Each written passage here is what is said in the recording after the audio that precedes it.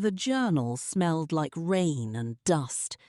Maya noticed it while clearing out the attic of her late grandmother's house, kneeling between towers of yellowed newspapers and moth-eaten coats. The leather cover was cracked at the spine, its edges softened with age. No title, no label, just a faded brass clasp that snapped open beneath her thumb. Outside, November rain tapped steadily against the roof. The house groaned with every gust of wind. Probably recipes, her mother had said downstairs, while sorting dishes into boxes. Your grandmother wrote everything down. Maya almost left it untouched, almost stacked it with the other keepsakes destined for storage. But something about the careful way it had been wrapped in cloth made her pause. She opened to the first page. June 14th, 1978. If anyone ever reads this, then the truth has finally escaped me.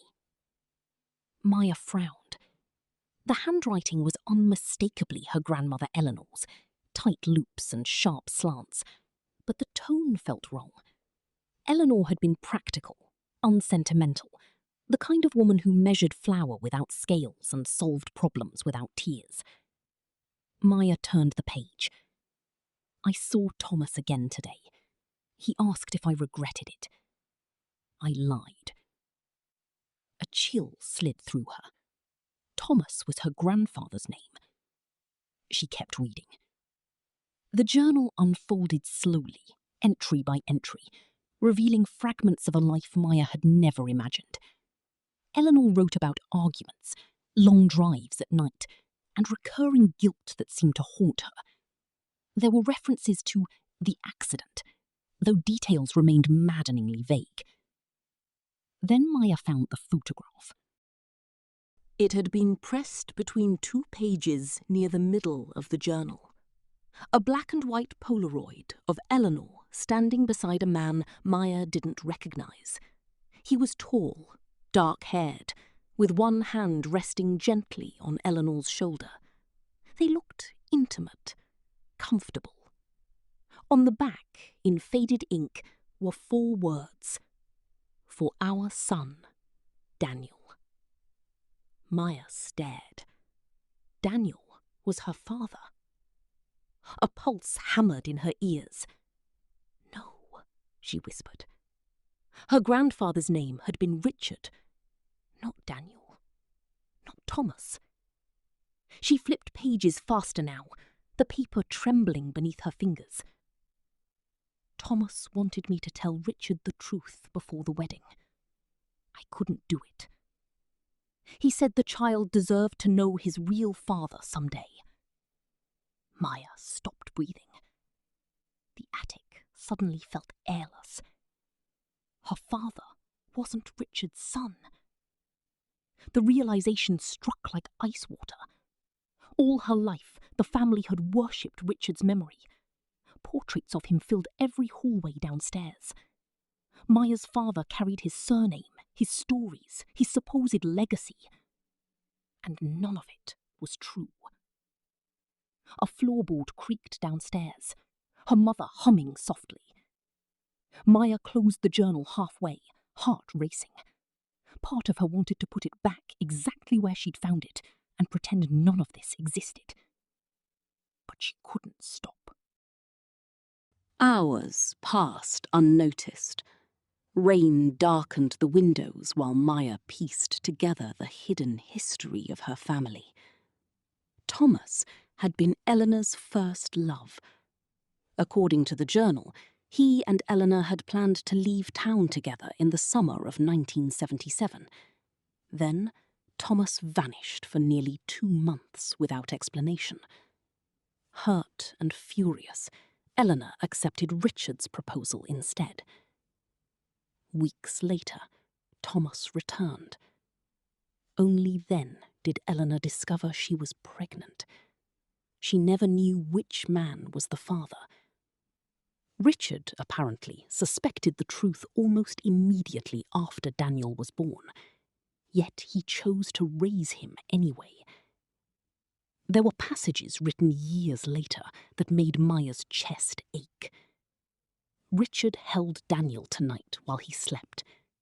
He knows. I can see it in his eyes. But he loves him anyway. Another entry. Thomas came to the school play. Daniel thought he was just an old friend. The way Thomas looked at him nearly destroyed me.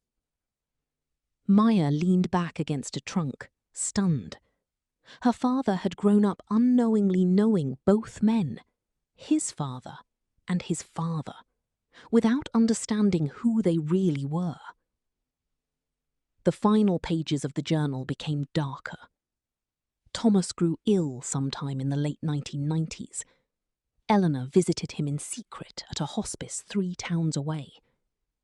Richard found out, but never confronted her directly. Then came the final entry.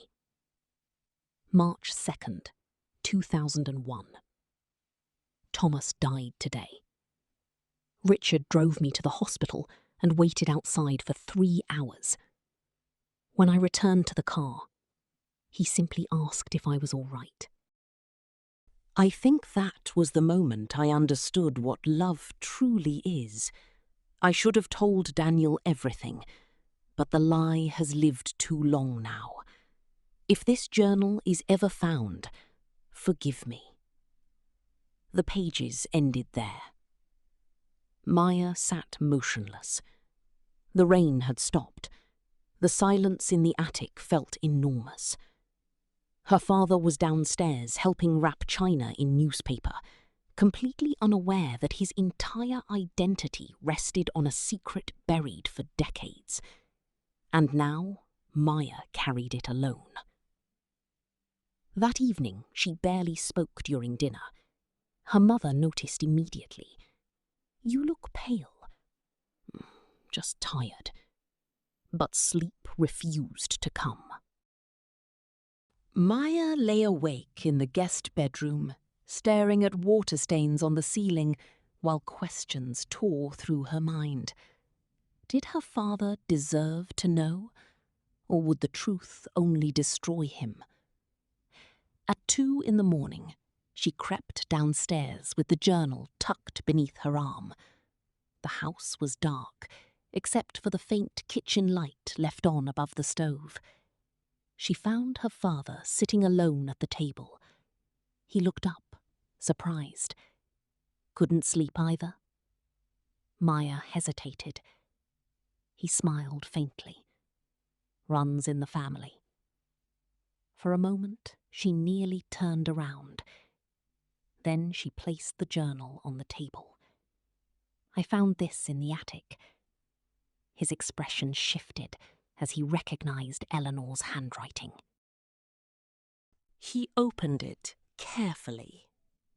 Maya watched him read the first page. Then the second. His face drained of colour. Silence stretched between them, thick and unbearable. Finally, he whispered, "Oh my God." Maya sat across from him, hands clenched tightly together. He kept reading. Minutes passed. Sometimes his eyes widened, sometimes they closed completely, as though absorbing physical pain. At one point, he removed his glasses and rubbed both hands over his face. When he reached the photograph, he stopped. "I remember him," he said softly. "Thomas?" Her father nodded without looking up. "He used to come to my baseball games." A hollow laugh escaped him. "Mum said he was an old friend." Maya didn't know what to say. He turned another page. Then another. By the time he reached the end, dawn had begun creeping pale and grey through the kitchen windows. He sat very still. Finally, Maya asked the question she'd feared most. Are you okay? Her father stared at the journal for a long moment before answering. I don't know. His voice sounded distant. I spent my whole life trying to be like Richard. He swallowed hard. Everything I thought I inherited from him, my temper, my love of history, even my stupid chin. He gave a shaky smile. Now I don't even know who I am. You're still you. I know, but uncertainty clouded his face. He leaned back slowly. Funny thing is, he paused. Part of me always suspected something. Maya blinked. What? He sighed. My parents loved each other, but there was always distance. Silences I didn't understand as a kid. He tapped the photograph gently. And Thomas looked at me differently. I never knew why. The kitchen grew quiet again. Then he said something unexpected. Richard knew. Maya nodded. I think so. Her father stared out the window as the sun rose. And he stayed. There was wonder in his voice now, not anger. After all these years, he stayed. Maya realized then that he wasn't mourning the loss of one father. He was discovering he'd had two. One who gave him life, and one who chose him anyway. Tears welled suddenly in his eyes. He laughed once under his breath, embarrassed by the emotion. I wish they'd told me.